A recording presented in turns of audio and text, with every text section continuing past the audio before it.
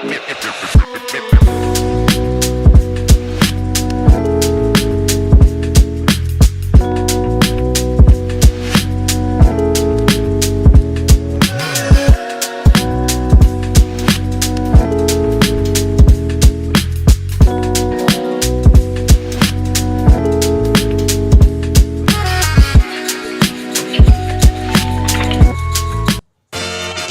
baby, turn those lights down. Turn those lights down. Turn the music down. It's so loud. That's how I feel, at least. Yeah. But also pumped up. What is up, everybody? Welcome to the DNVR Nuggets Podcast. Let's go.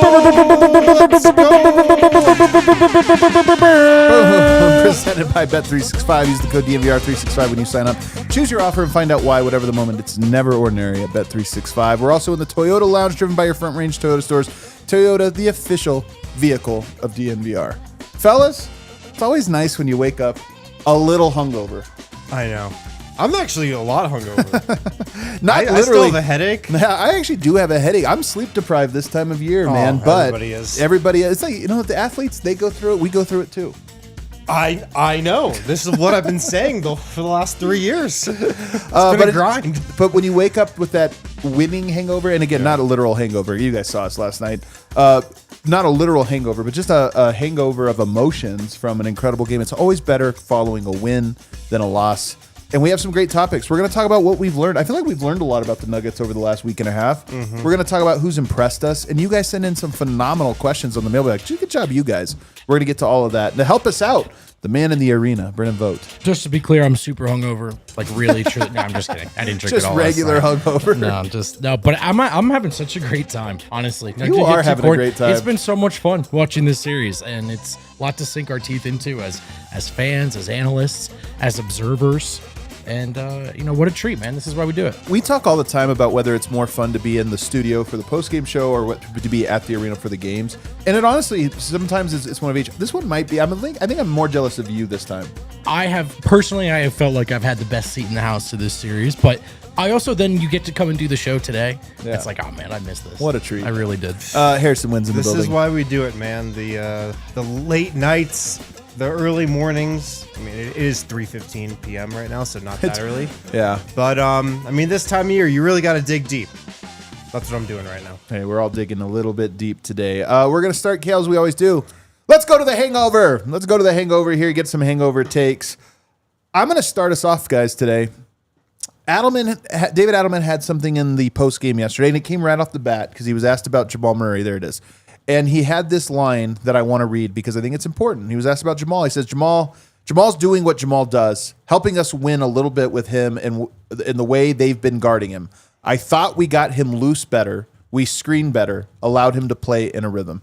What I like about this is Adelman both gives credit, and he gave a lot of credit to Jamal. That wasn't the only thing he said about him, but he gave a lot of credit to him and his skill, his ability, his will, all of those things. But I love that he slipped in there. We have also solved some things about him to get it. As the series goes on, you kind of figure out where the spots are. This to me is so encouraging because I thought he got great looks in Game 4. And so I kind of thought this already. It's why I thought Game 5 was going to be a big one for him. But there's something to, I think the Nuggets have had subtle things they've said in their postgame that hint towards confidence. We understand what all the cards are on the table and now we know what we have to do. Yeah. And the Murray piece of this is part of it. I think they now know we know how to free Murray up to put the maximum pressure on their defense. Well, this is what I said heading into last night on the pregame lounge. I feel like everybody's cards are on the table in this series, especially the Clippers cards. I think the Nuggets know all the adjustments and all the tricks that they might have up their sleeve. I think they've seen them all by now. Definitely after 5 games. I don't think there's anything they can possibly throw Denver's way in Game 6 or maybe in a Game 7 that's going to catch the Nuggets by surprise and really throw them off. There might be something that's oh, they're guarding Kawhi with Jokic or Jokic with Kawhi now instead of. But I don't think anything that they show them from here on out is going to throw them off. And with Murray, he's looked comfortable all series. He really has, man. He's gotten the shots he's wanted. He's gotten to his spots, and it's just been a matter of whether he's made or missed them. Last night, he made them from the first quarter, but I do agree. It seems like the Nuggets have really figured out where the soft spots are in this defense, and after last night where Jamal Murray can really get off from. The one thing I will disagree with what you just said there was that you think he's been comfortable all series. I think offensively that's more or less true, but I think he's gotten more comfortable. Like they've figured it out. But defensively, I don't think he was comfortable early on. They were attacking. I wasn't talking about defensively. But at all. defensively, I don't think they were. But I think they have. I think they now know, like, okay, he's got Kawhi on him. Here's what we do in these moments to mitigate it. But your thoughts on Adelman, and you're in the building. Do you get the sense too that they're not speaking cocky, but they're kind of like, yeah, we kind of know now what we have to do. We've got everything's on the table, and we kind of know what we have to do to execute. I do think that. I also think they are quick to say that the Clippers probably feel the same way. And that so they're sort of far into a series now where a lot of cards have been played, and there's enough tape for every player and every adjustment and every counter. It is kind of about execution right now, and he credited specifically the screens that they set and how it sprung Murray open. Murray also relocated so I thought deftly in that game. There was the one where the action kind of gets blown up, like Murray's stuffed in the corner. And they kind of do like a fake DHO. Jokic rejects it, and Murray just kind of peels out. But he's wide open on the wing, and they just hit him for that. And no hesitation. The other thing, too, is I think Murray had to really be shot ready from three in this series. Yeah. And he was in that game, and 8 of 14 certainly shows it. There is so much to consider with Denver's half-court offense with the starting five. You will leave Jamal Murray open sometimes. You will go under on a screen. You will have forgotten about him from behind the perimeter. I just think he has to take and make those shots. And when he does, he is so deadly. They are so dangerous. And he did. Adelman kept saying that because they asked, like, was there something you saw early where, you knew it was going to be? And I kind of agree. Yes. Like Jamal Murray was moving great in this one. For sure. You saw it immediately, man. From that first play when he missed that open layup.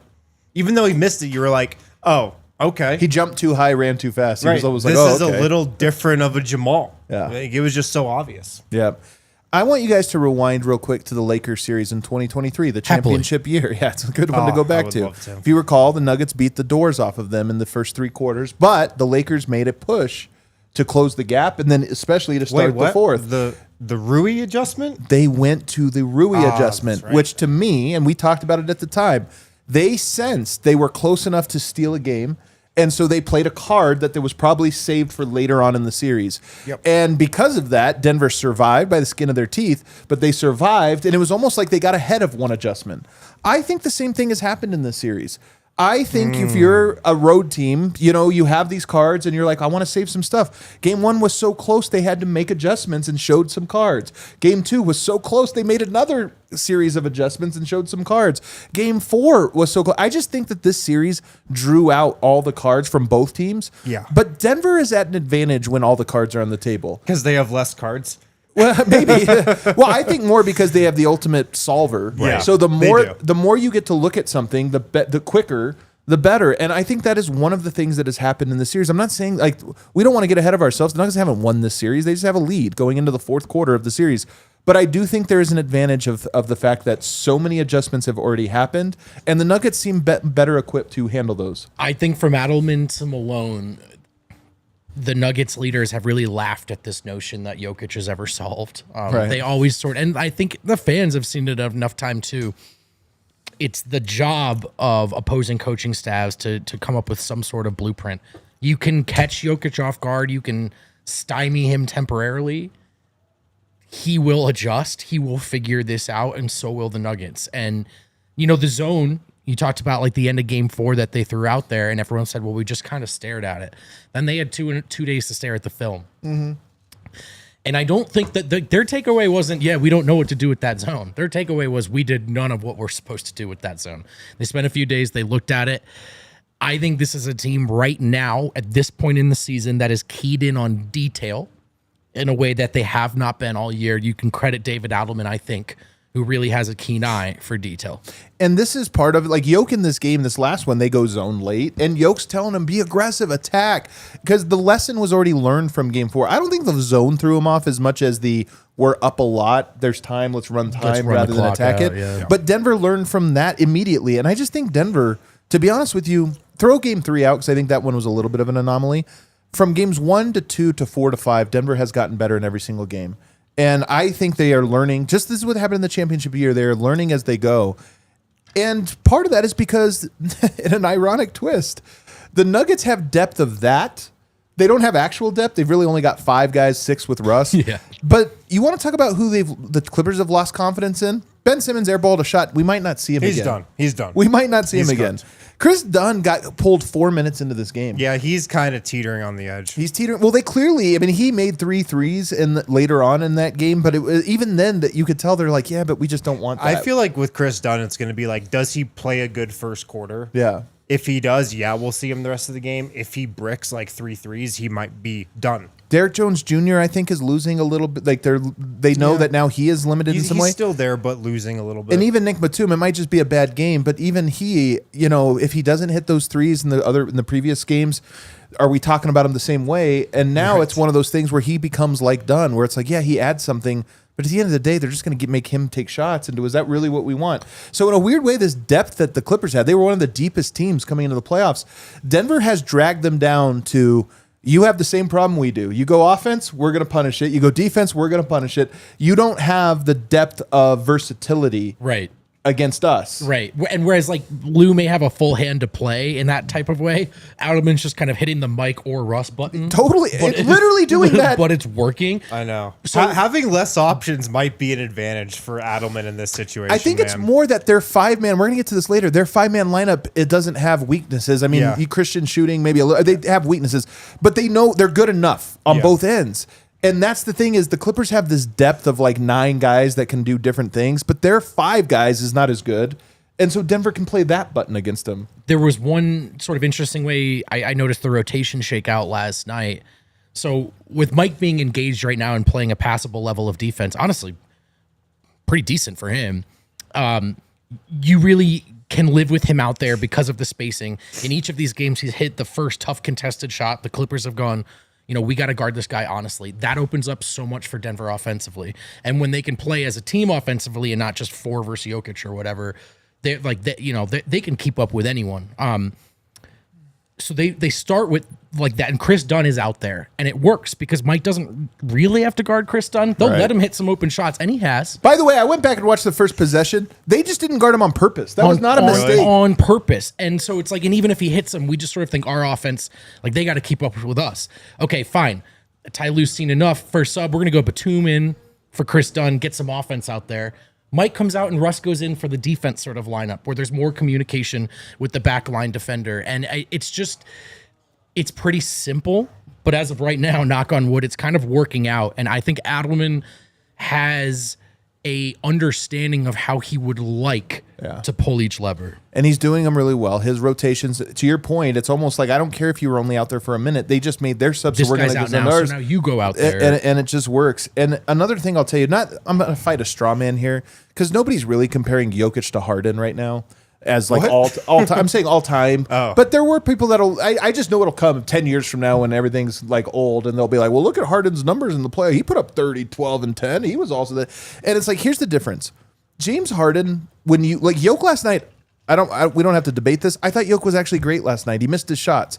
The difference is Jokic saw that, Murray has it going. Like we have other guys going. I'm going to be a great screener, rebounder. I'm going to move off ball. Whereas when Harden gets bottled up, he kind of just stands there. He doesn't screen for anybody. He doesn't do anything else. And then doesn't talk to the media. And it's like, don't compare these guys. When they both are the fulcrum, they both can look great when the table's set for them. But if you have to go to something else, Jokic will just impact the game as a screener or a rebounder or some other thing. Yeah. And it's a huge difference. Yeah. I mean, last night was just an example of the beauty of Nikola Jokic's game, man. Like, he's perfectly fine and still can be an amazing player when he's letting Jamal Murray cook. Yeah. Like, if you really think about it, last night is the type of game we always want Nikola Jokic to play in the regular season, Right. Like, it's easier. It's a dream game for Nikola Jokic in like a regular season environment. And even in the playoffs, it worked. It would have been nice if he hit, a couple of those shots you were talking about. But other than that, he did play great. He was still amazing just in his role. And he did exactly what the Nuggets needed him to. He let Jamal Murray get his. And like the fact that Jamal had it going every single quarter, like usually maybe in a regular season game or something, you need Joker to step in if Murray's hot in the first quarter, and then third quarter you kind of need Nikola Jokic to fill in the gaps. He didn't need to last night because Murray just had it going the whole game. Yeah. The last thing I have here, Nuggets winning the rebound battle in this series, and that was a strength of the Clippers. And I know a lot of people are like, wow, they've just pushed through. This is why the playoffs are different, man. They rebound well because they have a really good center and they have really good perimeter containment. So they build a shell around the paint and then they just have the inside track to the rebound, and they do that on repeat. In a playoffs, you have to adjust. Oh, we have to trap the pick and roll harder, bring a third defender up. We have to put, they're putting Zubats on Aaron Gordon, so Yoke's on Harden. It's like, yes, they were a good rebound in their default setting. They were a good rebounding team. Denver's forced them outside of that, and now they've won a battle that was that nobody thought was for the taking, and it's for the taking. That's why the playoffs rule. They force teams to play different styles, and Denver found a weakness, and they're dominating the boards. All right, we got to take a break. On the other side, we're going to wrap up the hangovers, and we're going to talk about what we've learned in this series. The Monster Energy AMA Supercross Championship races into Empower Field at Mile High on May 3rd. See the world's best riders like Chase Sexton, Cooper Webb, Hayden Deegan, and more experience it live. Never thought about what Supercross names would be. Chase Sexton. You don't know Chase Sexton? Cooper Webb. Dude's a star. Checks out. Witness the world's elite dirt bike riders battle for the coveted title of Supercross champion. The competition heats up at Empower Field again on May 3rd. Tickets are on sale now. With your ticket to FanFest, you can see the world's elite riders as they prepare, practice, and qualify for the races. Meet your favorite riders, see the bikes up close. That's actually really cool. Interact with sponsored displays and watch exclusive entertainment before the excitement of the Monster Energy AMA Supercross race. FanFest tickets must be accompanied by an event ticket. The Monster Energy Supercross FanFest is a pre-race event taking place from 10 a.m. to 4 p.m. Ages 2 and up require a ticket. Activities vary by location. Again, at Monster Energy AMA Supercross, witness intense competition as the world's elite riders go head-to-head. Be part of the action at Empower Field at Mile High on May 3rd. Nothing compares to seeing it live. I think we know the most about the Nuggets, really, out of any other podcast. I don't even think that's a hot take. Probably but true, Empire Today knows more about floors than any other company out there. I can say that confidently. They have flooring experts, dedicated flooring professionals who focus on flooring every single day. It's the only thing they think about. Just floors. That's all they're focused on. Don't go to those big box stores. You'll wander endless aisles, and somehow you can't find anybody to help you out. You can't get that one-on-one customer service. Hit up Empire Today. They'll walk you through the whole process of redoing your floors, home, business, whatever it might be. Empire Today lives and breathes flooring. They'll be with you every step of the way.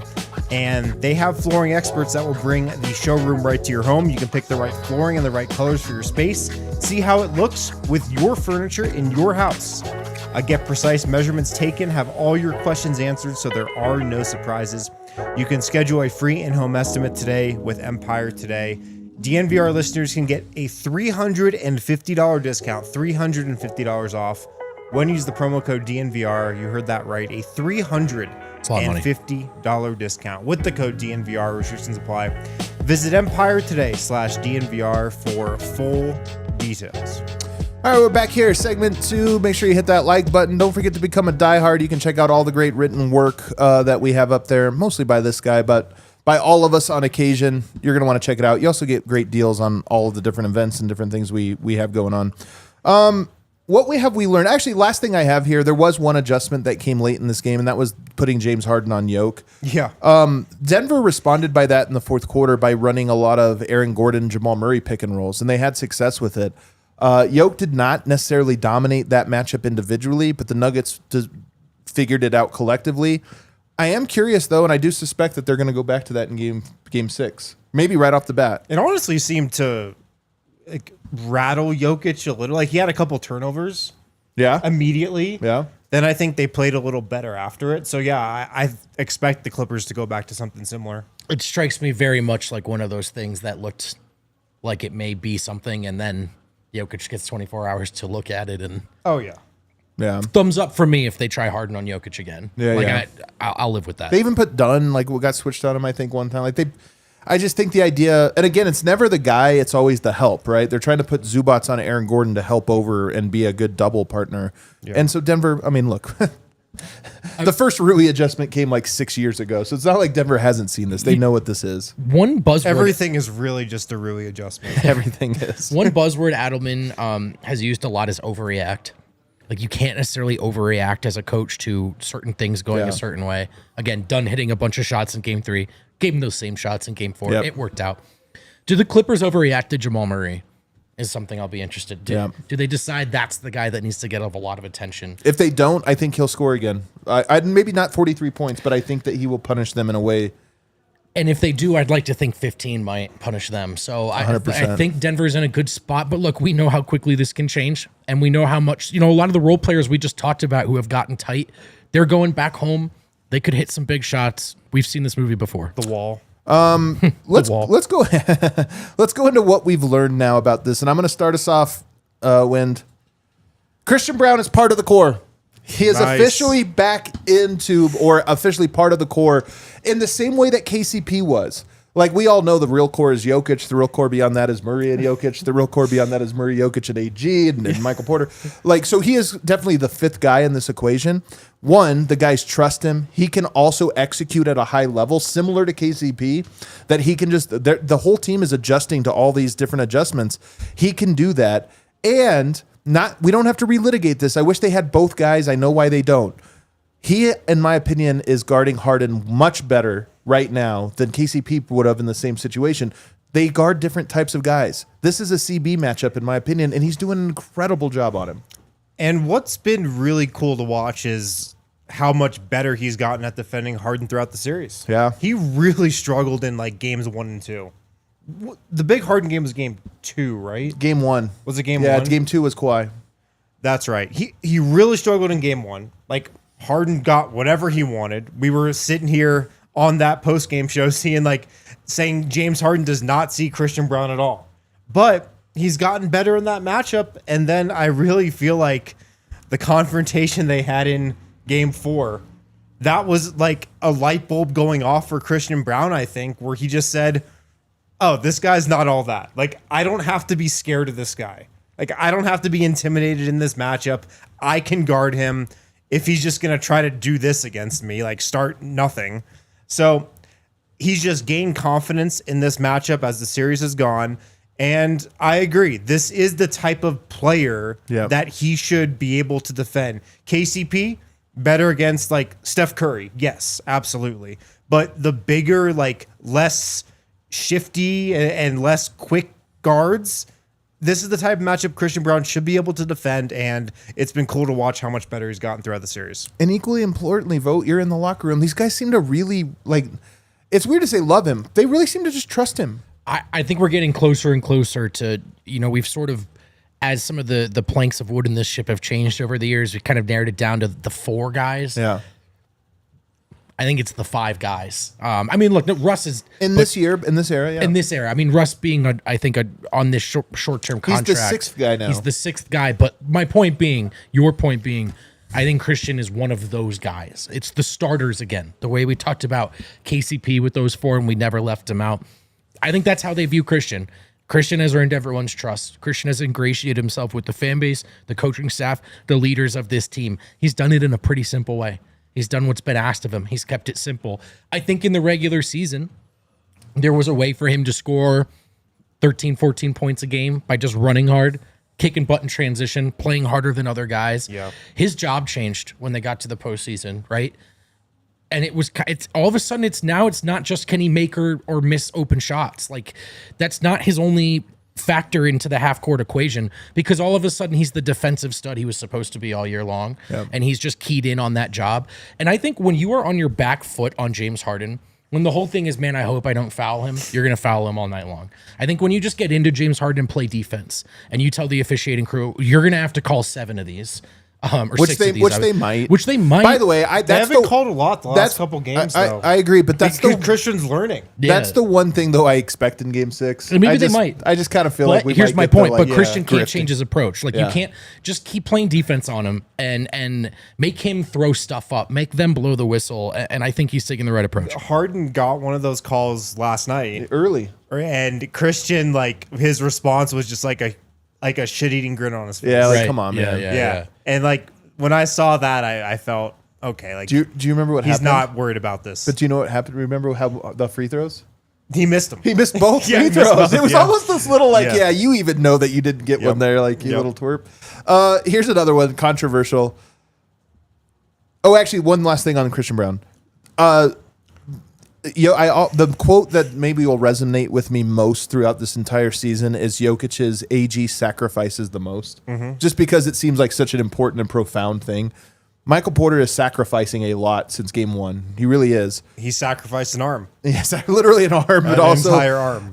Just roll and all those things. AG sacrifices the most. Christian sacrifices a lot, and I think that Murray and Jokic, the table is set for them. It's their team. They get to do the things. Everybody else has to buy in, and CB to me is an elite buy-in guy. In the regular season he was, but in the playoffs it's even more so because, to your point, he doesn't get the little cheap points that he loves to get that makes people feel involved. He doesn't care. He's going for it. Take that energy, put it on defense.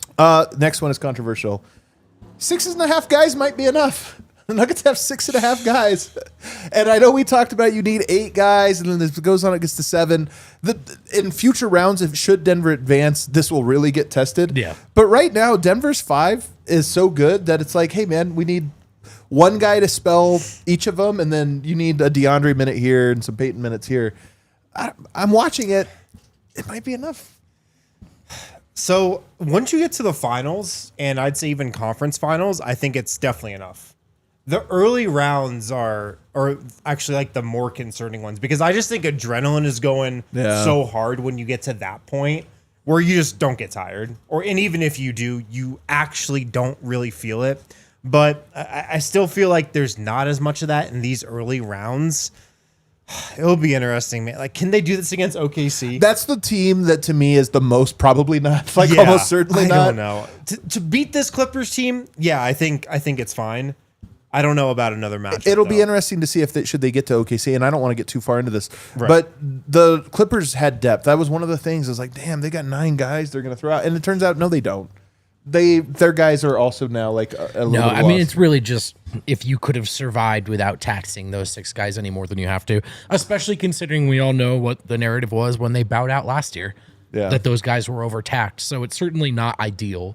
But these 6 guys, 6.5, can win this series for sure. Who looks more tired though right now in the series? Nuggets or Clippers? That's a good question. I don't know. It's hard to really tell what Kawhi Leonard and It might just James be more Harden are apathy. feeling. They might not be tired. They might just stop care. Just like, do they still want to play a basketball game? Harden looks gassed. That's my kind of my Dude, take. He looks so gassed. I don't want to get ahead of myself either, but I'll just say it. Like a James Harden disaster class playoff dropping Game 6 performance seems so on the table. I think he's either going to do that or look amazing. Like what I don't think It's is so 18 on the points. table. Yeah, like a middle game. Yeah. Everybody's calling him out a lot right now. Another thing we learned, Nuggets starting 5 is just more versatile than we thought. And I alluded to this in segment 1, but I do think it's part of the secret sauce here is their ability, that 5 in particular. It does get hairy when you start to mix in some of the other guys, but that 5, they can play zone. They can draw, they can do different defensive coverages. They can switch guys around offensively. They can adjust to just about everything. That 5, I know it's not that dissimilar to the KCP one. There's the shooting question will be there, but that was part of what made KCP as the 5th guy so compelling is they could do everything. They just mold themselves around the situation. This group is starting to look like that. Yeah. I think so. I absolutely, but it's the buy-in. And Murray said this about Porter last night. You know, it's like he's like it's actually really not the makes or the misses. He's super engaged, and we know what to expect from him. And I thought that latter part, I think everyone knows what to expect from each other on both sides of the ball. And don't you think, Harrison? There's this almost oh yeah, dude, we've done all of that. We've been in every version of this scenario together before. Like, what is there to be tripped up about? Well, I think just the confidence Jokic has in those scenarios gives everybody confidence too. Yeah. Because when you've got Nikola Jokic not being fazed by anything the defense throws out there, that's going to give you some confidence too. 100%. The last part here is their belief. You know, we're so close to this team. I do the All NBA show. I cover all the teams, and sometimes I'll get people saying like the local guys know the team way better than you. I'm like, guys, I hope I can provide interesting insights, but the local people will always provide the deeper insights. And I think we kind of know that from covering this team. Zach Lowe or Tim Legler, some of these guys will say something sometimes. We're like, oh, I hadn't thought of that. But if you want the totality of the picture, there's no way they could be as plugged in, you know, to the happenings here. We knew that a large part of why the Nuggets did not look like the Nuggets this year was the weird friction with the coaching staff in the front office and some of this stuff. So when they made that switch, the question was the runway long enough? But I think we all knew that the Nuggets at that moment had a reignition of belief. And we see that now where it's like, no, this team you're facing in the playoffs is not the 50-win regular season team. This team has belief that other team did not. And that to me is just so loud. This team believes. Yeah, they definitely believe. They are definitely more connected. And I think immediately after the changes happened, you got the like injection of energy, the more life that anybody gets when like you fire a coach. But, you know, since then, and that, you know, obviously fades eventually. Since then, it just feels like there's been a weight lifted off their shoulders. Yeah. And they're just kind of playing more relaxed. And they're just kind of playing more free. And they're just like playing basketball. And there's way more communication. Everybody was just like so uptight, it seemed. Right. Like really this entire season, and just the mood of the team reflected that. Everybody's more relaxed now. Yeah. And I think it's just led to this team getting back to Nuggets basketball. 100%, man. They do look relaxed. That's what's funny about the series, and Murray referenced it after the game. Everybody's kind of having fun. Everybody's relaxed, and I love that because it's a high-pressure situation. Let's take a break. On the other side, we're going to ask, who have we been impressed by so far? And I got a couple people that need a specific shout-out on the other side. Have you heard the news? Bet365 is now an official partner of the Denver Nuggets and the Colorado Avalanche. Whatever the moment, it's never ordinary at Bet365. For the NBA, they've got the NBA Tip-Off Tuesday going right now. It's Wednesday, so you actually just whiffed on this. You just missed it. I'm going to tell you about it anyway, because Tuesdays will come back around. It's never ordinary at Bet365. See for yourself with the Tip-Off Tuesday offer. Place qualifying parlay bets totaling $20 or more on Tuesday NBA games and get up to $25 in bonus bets. Terms and conditions apply. You're also going to see the early payout offer. You can win if the team you bet on goes up by 20, even if they go on to blow that lead. Not that that ever happens. Custom bets from DNVR, all kind of ways to bet and have fun at Bet365, where it's never ordinary. New customers can get $150 in bonus bets when you bet $5, win or lose. Sign up, use the code DNVR365, deposit $10 and place a bet for $5. They get $150 in bonus bets. Bonus bets can be used on the spread, total, player props, futures, and more. Whatever the moment, it's never ordinary at Bet365. Must be 21 or older. Physically located in Colorado. Please gamble responsibly. If you or someone you know has a gambling problem and wants help, call or text 1-800-GAMBLER. Terms and conditions apply. Kale, absolute banger Bob Dylan song in the bar right now. Just, I mean, unbelievable. So great. Why'd you say Kale? I just thought he'd appreciate it. Oh. Yeah, he's a music appreciator. Yeah, I was not ready for that. So. It was the right call, shouting out Kale. Shout out to Toyota. We're live from the Toyota Lounge, and check out Toyota's Drive to the Playoffs giveaway. Drive to the playoffs with Toyota. You can enter now for your shot at winning incredible prizes, including playoff tickets, a private suite experience for you and your friends, a flyaway adventure, see a Nuggets playoff game on the road, a chance to drive away in the all-new Epic 2025 Toyota 4Runner. The link is in our description. Don't miss out on the opportunity to be a part of the Nuggets playoff frenzy. Remember, Toyota is the official vehicle of DNVR. Drive to the playoffs with your Front Range Toyota stores, AutoNation Toyota, Arapahoe and Centennial, Corwin Toyota and Boulder Group Toyota in Englewood, Mountain Safe Toyota in Denver, Stevenson, Toyota East and Aurora, Stevenson, Toyota West and Lakewood. Toyota is a proud partner of the Denver Nuggets and the official vehicle of DNVR. All right, we are back, segment 3 here. Some interesting stuff here. Most impressed by, I wanted to talk about who's really impressed in this series because, like, you know, some people we kind of expect it from. I think number 1 is David Adelman. And this is a big one. I didn't know what to expect. I've always thought he was a smart guy and was curious to see what he did. This is a series that's had a lot of adjustments. What I love about him is that he solved problems on the fly. The team is very prepared. And I think his messaging has been right. He keeps saying, and this is why it's important to remember, where they're going into a game 6, this is not a continuation of game 5. It's a whole different game. And he has been on that after game 3, when everyone felt like, oh, Clippers turned the series. He was like, no, that was a game. That one's over. Now a new one will start. But I just have been so impressed with him. I think he's been creative, and the team is prepared. The adjustments really stick out. And, it's funny when you talk about adjustments and, the pods out there like to talk about the adjust. Nobody really knows what the actual adjustments are. They just kind of guess. And I think we could say because there's been. I'm just saying in general. Oh, they'll just say that if a team wins, they made adjustments. If a team wins, they made the right adjustments. If a team loses, they didn't make the right adjustments. With the Nuggets, it's very obvious what the adjustments have been. And even in game.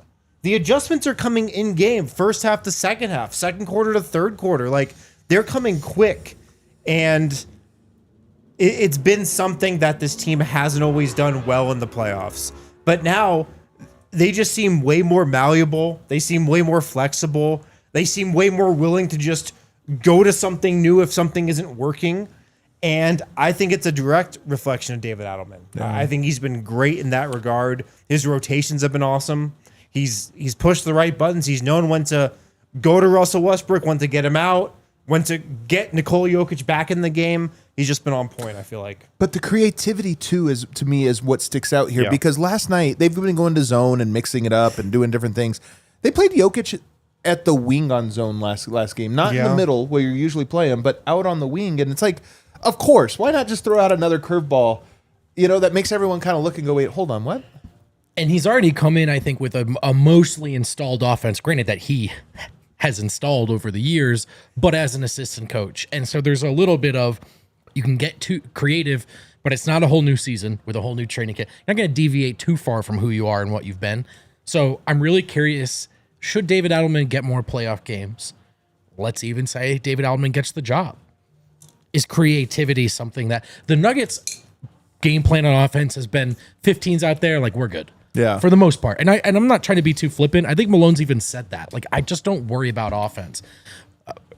Could creativity be a word we start using more and more about Denver's offense? That'd be really interesting. Like, I've been vocal that I think the Nuggets offense, just talking in the regular season, should be better than it has been. Even though they're like top 5. I agree. It should be better, I think.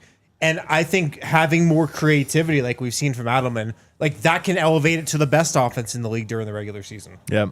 Another guy, Michael Porter Jr., here's what's cool about him. I think he's officially tough now. He's always been a mixture of tough because you can't, overcoming the backstory, but he's also been a mixture of soft, which is like he just never gets. He's not Ben Wallace. He never gets the 50-50 balls or this or that. But you know what? He's dug deep in this one. He has. And the fact that he's playing, he had a bad game 1, I thought. They won, but he wasn't great in that one. Game 2, he was great and then made that one error. To bounce back and play as well as he has in these next 3, 1, that's mental toughness, but 2, he's actually playing tough too. He's actually not, we haven't seen a lot of the sliping at the 50-50 ball or any of that over these last 3 games. It's almost like, is he just not even trying that though? Well, maybe. Yeah, but no, he is, man. He is. And you got to really give a lot of respect to him for that. I just love when a guy has a weakness that is like almost embarrassing. This guy's soft. He's soft. And then he bounces back and you're like, you know what? AG had a little bit of this, man. Draymond Green went at him in that series when he first arrived with Denver. 100%. And he bounced back and it was like, I'm never going to be that again. I feel like Mike is getting 100%. Up some of that. And with some help from Adelman, and I'm not going to lie, maybe myself here in the media, I feel like the narrative's changing a little bit here on Mike. And again, like the weak hands, the guy who's never going to die for a 50-50 ball because, by the way, probably shouldn't. Like that, we know the softness kind of elements of it. But to me, there was always like that felt like an incomplete description because if he was as soft as it looked in those moments, then he simply would have retired a long time ago. And somehow there had to be a carryover and a translation, right, from whatever has kept him on the court to a guy who's mentally tough on the court, even when things are not going his way. We know he messed up his knee brace, got a new one in there. It was stiff. It was weird. He's got drop foot. He's had 3 back surgeries. He's working with one arm. And guys, it's Kawhi Leonard in his face. In his face. Kawhi Leonard has made far greater players look over their shoulder, second guess a shot. And the shots that Porter's just rising up and taking over Kawhi right now. By the way, in big moments, and we heard a lot, like, has Porter ever hit a 3 when it really mattered? He has hit some big tide-turning threes with no breathing room. And I hope for him, it's a flip mentally of like, all right, let's say you get to play the Wolves again. And yeah, it is McDaniels. And yeah, he is on you. And yeah, you did miss the last 3. Brother, rise up and shoot the next one. Stay tough because you are good enough to do this. And so I hope that it clicks for him too, that like, don't be scared of anything, man, because you've worked too hard and you've accomplished too much to let fear get in your way. The last guy, and this is TBD still, but I think it's something I just want to plant the seed for, is Josh Kroenke.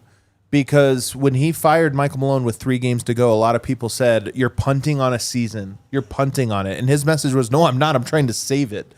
If they are able to get through the series and go on to the next one, I think we would at a minimum say, at least he knew that was a sinking ship and that this had something. He knew that this wasn't going to ruin the year. It might have already been ruined, but he at least sensed that, no, the team can rally around this. And so far, it looks like they had. All right, Kale, let's open up a mailbag. Let's open up the mailbag. You want to read these? Sure.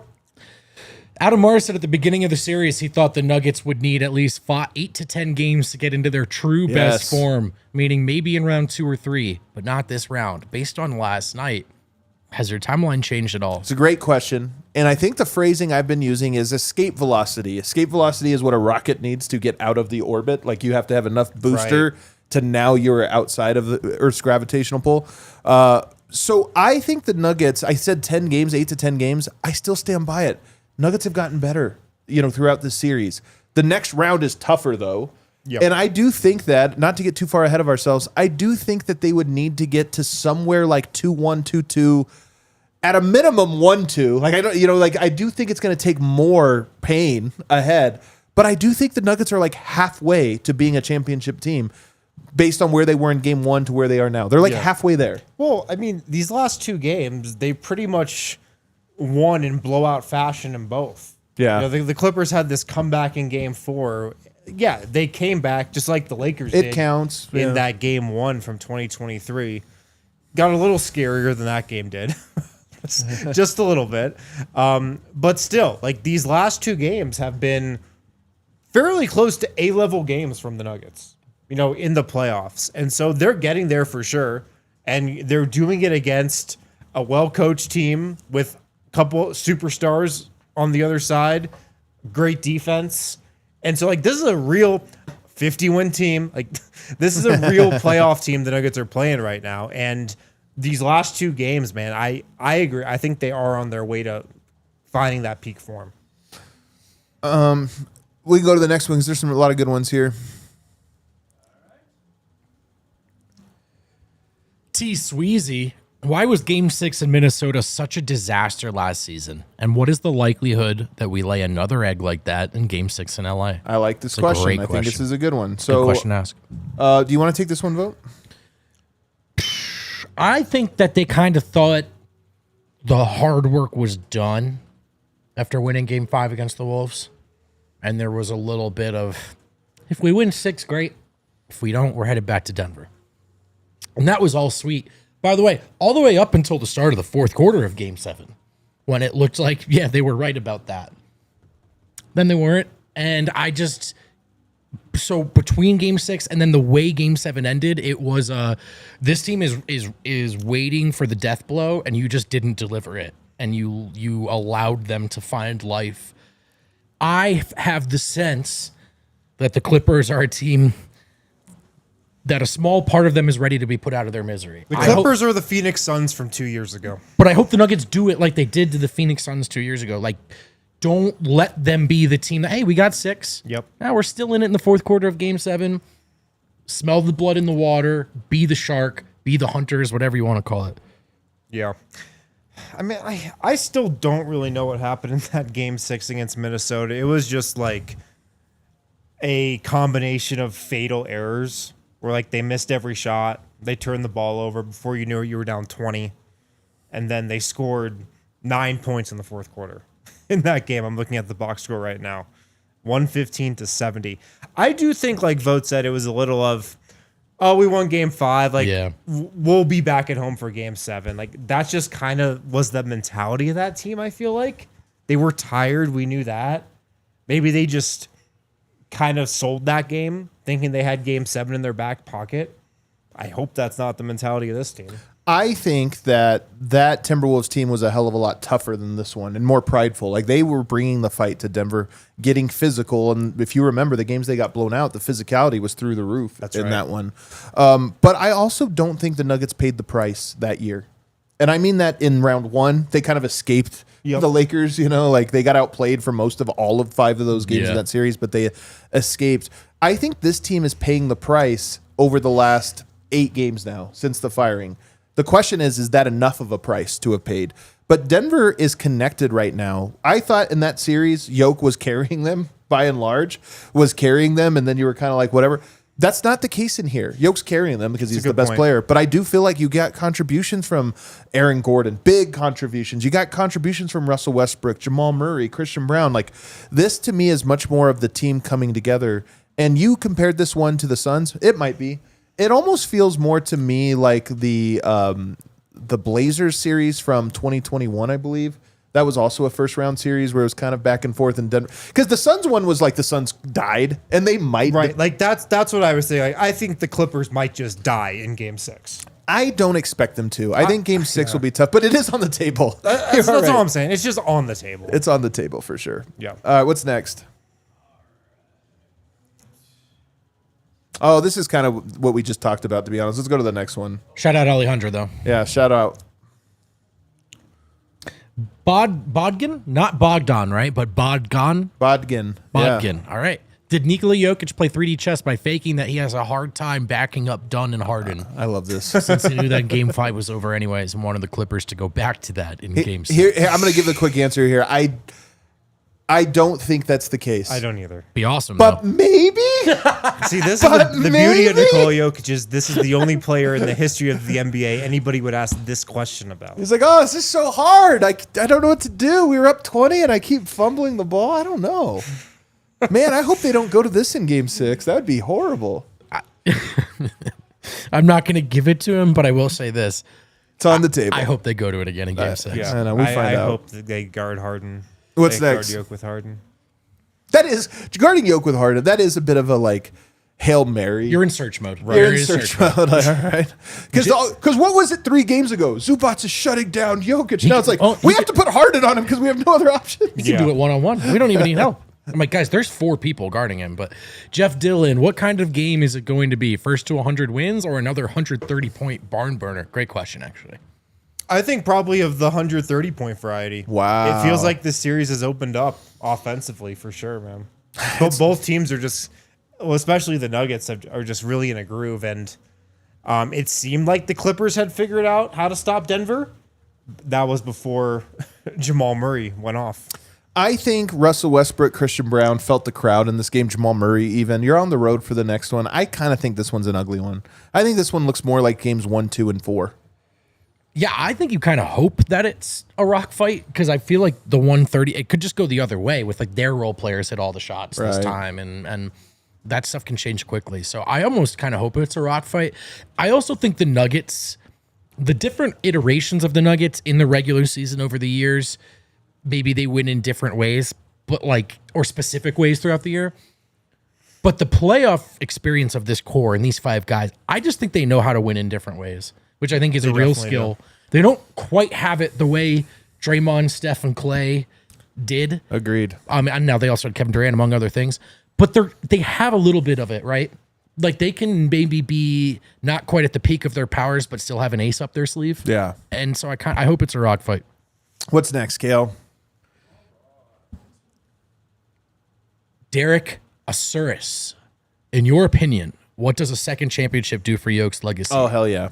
Why not? Why not? During this season? Yeah, keep going. In this season? Actually, that's all we really need to hear from this question. Is it more likely for him to win 2+ more or to not win at all?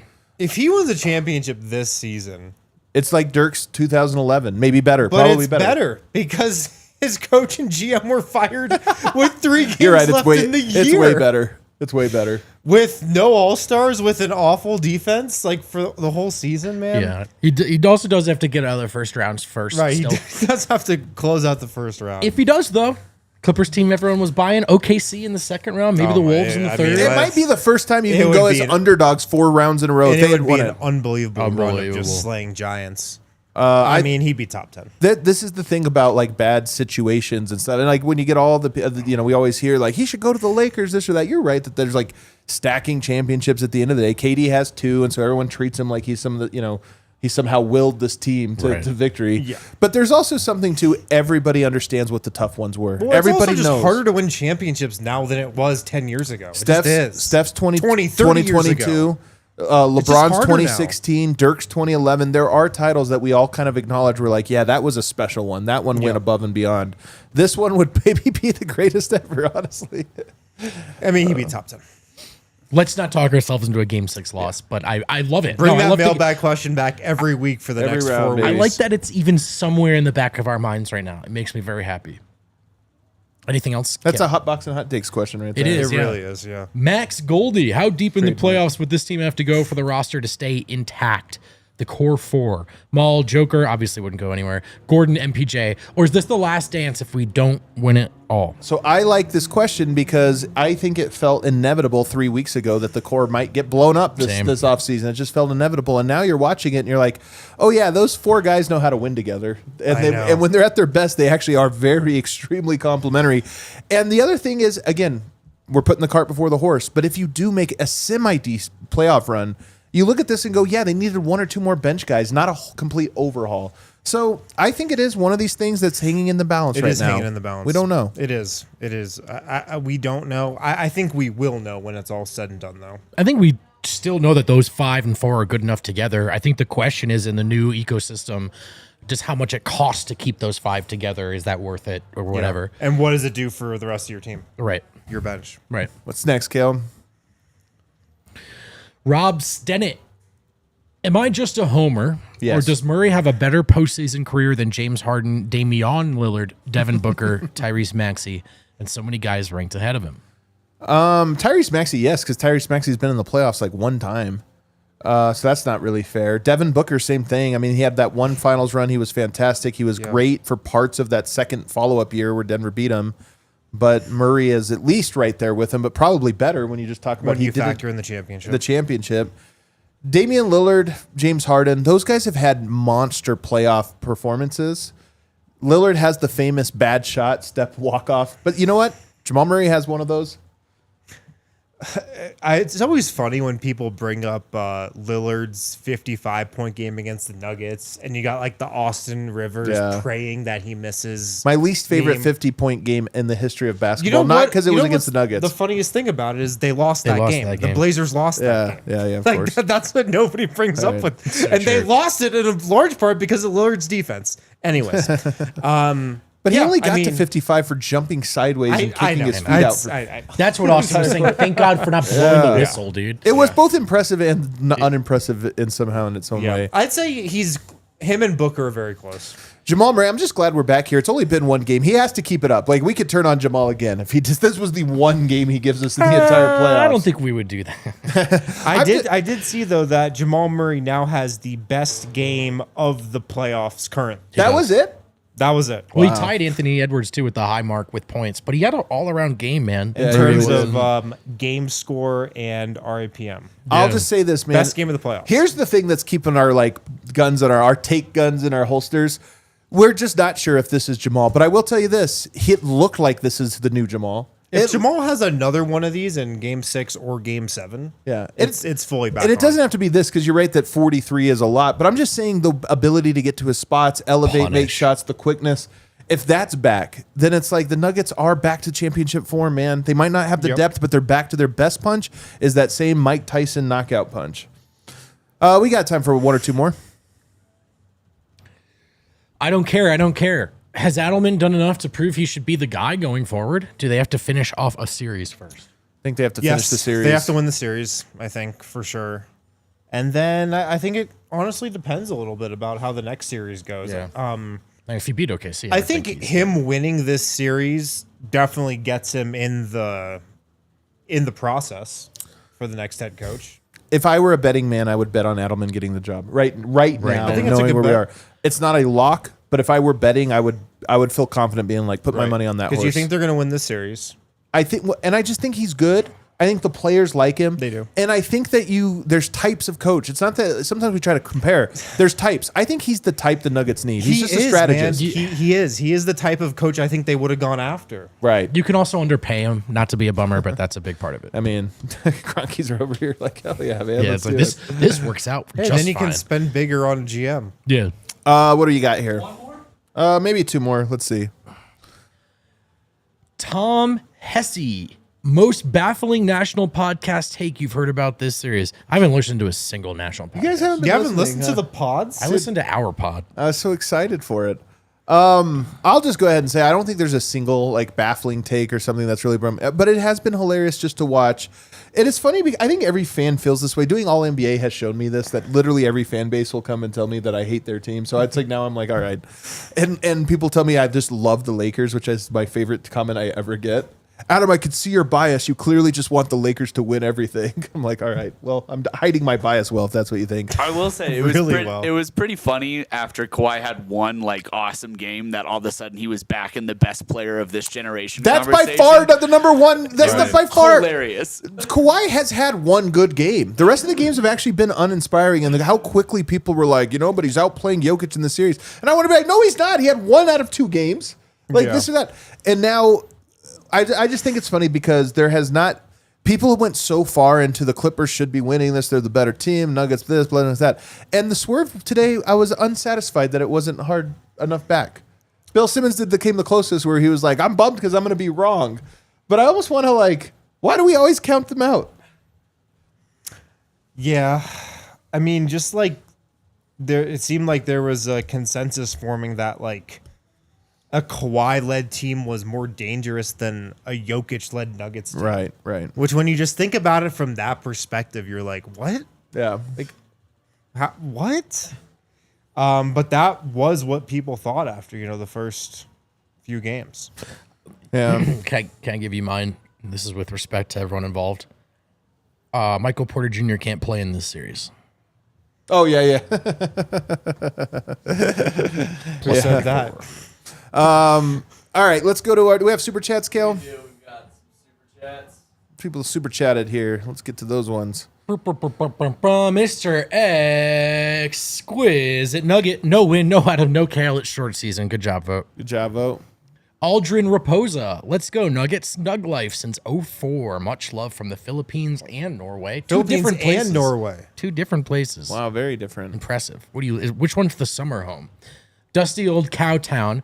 Wonder what'll make Maul do a full Blue Arrow celly. He did off mic. We asked him about it last night, and he said he almost did it. I would think if they win, let's say they get to round 2 and they're playing the Thunder, I'm pulling out. I could see it Hit happening. his Canadian brethren. He did say last offseason, 2 off seasons ago after the championship year, that he was only going to break it out if they won again.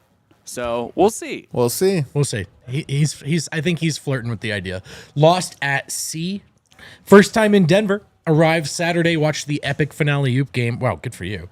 At Ball Arena last night, also good for you. 43 for 27. At the bar for Game 6. Time to close it out. Will the Clippers quit if Game 6 gets tough? Maybe. I mean, I think there's a chance. If you guys recall Game 7 against the Clippers in the bubble, there was definitely a party in the fourth quarter. That was a little quit in the Clippers that there was a little quit there, and the Nuggets relished it. Oh man, just a little bit. I will say this: Game 6, you're not going to want to miss it. It's Avs and Nuggets, so it's going to be extra packed. You're going to want to make sure you make your reservation. You're going to want to make sure you get here. Don't wait.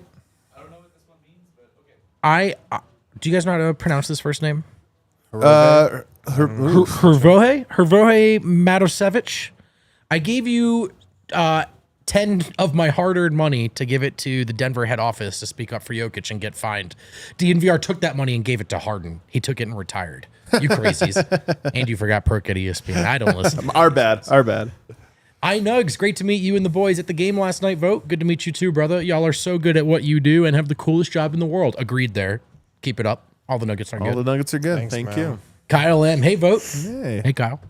Carrot Hammer LAC should be terrified by Yoke's quiet night last night. Now you can put that energy into closing. You the just series know they're out. trying to decide right now about how much to try to stop Yoke, how much to try to stop Should we Murray. make him a scorer again? Which is right back where you want them as Denver. Let's make GGX him a gang. scorer. HQ, all the national pods are still acting like the Clippers should have already won and have the Nuggets right where they want them. Did the pod just Pathetic. stop talking about the series when it seems like the Clippers are going to lose? I'm telling you, nobody likes to be big wrong. It's kind of funny.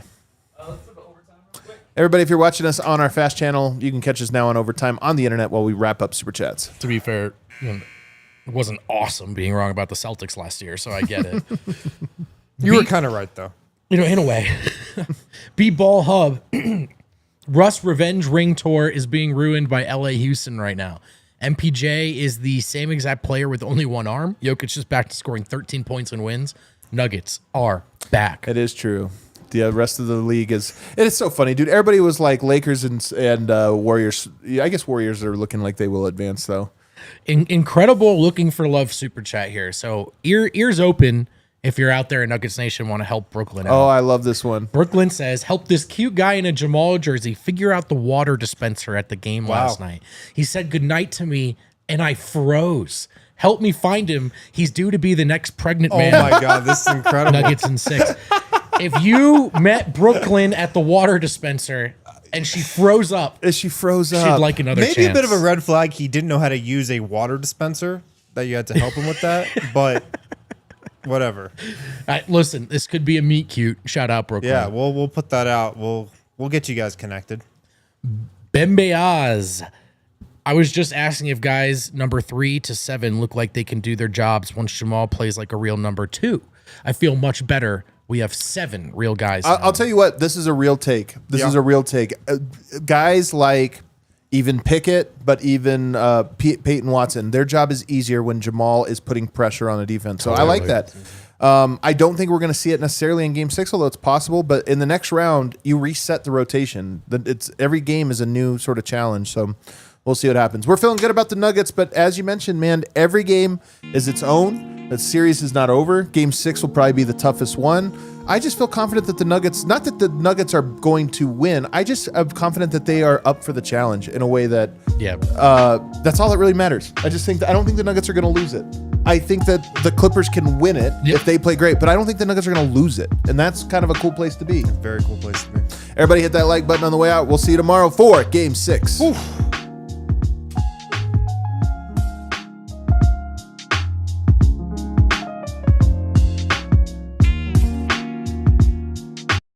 We all silly like the mayor.